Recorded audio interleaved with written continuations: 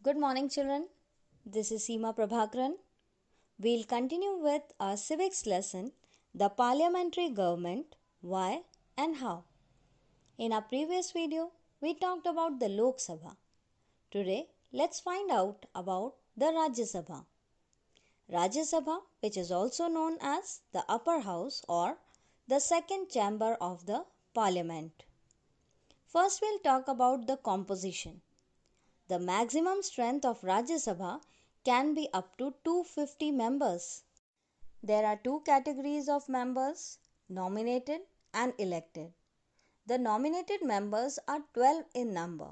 They are nominated by the President for their contribution to the fields of literature, science, arts, and social services. The remaining members are representatives of the states and union territories.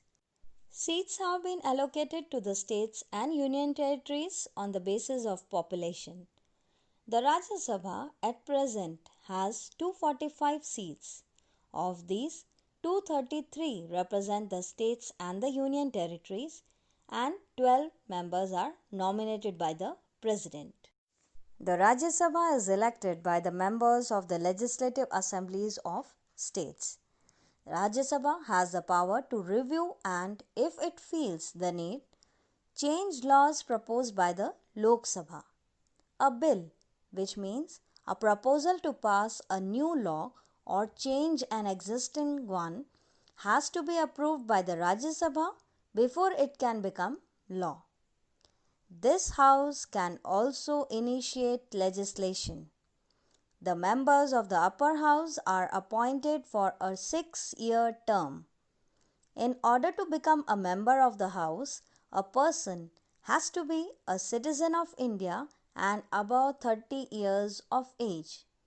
Every 2 years, 1/3 of the members of the council retire and fresh members are elected.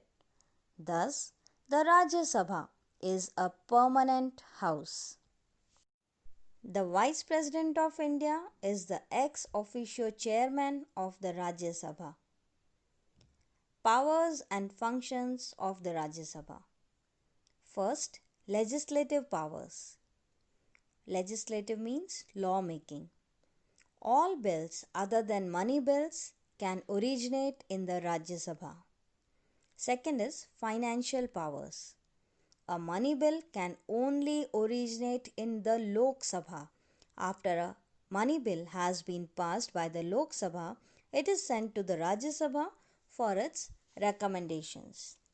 The Rajya Sabha must return the bill to the Lok Sabha within a period of 14 days along with its recommendations.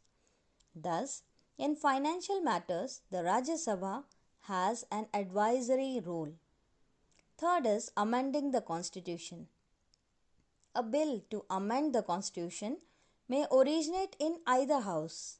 A bill amending the Constitution should be passed by each house of the Parliament separately. Fourth point is special powers of the Rajya Sabha.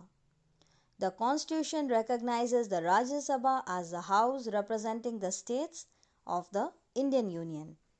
It therefore enjoys some special powers which are not given to the Lok Sabha. One such power is that it may, in the interest of nation, declare by a resolution that the Parliament should make laws with respect to a matter in state list. Another special power enjoyed by the Rajya Sabha is that it may declare that the creation of new All India service is in national interest. Thereupon, the Parliament may, by law, create new All India service. That's all for today's class.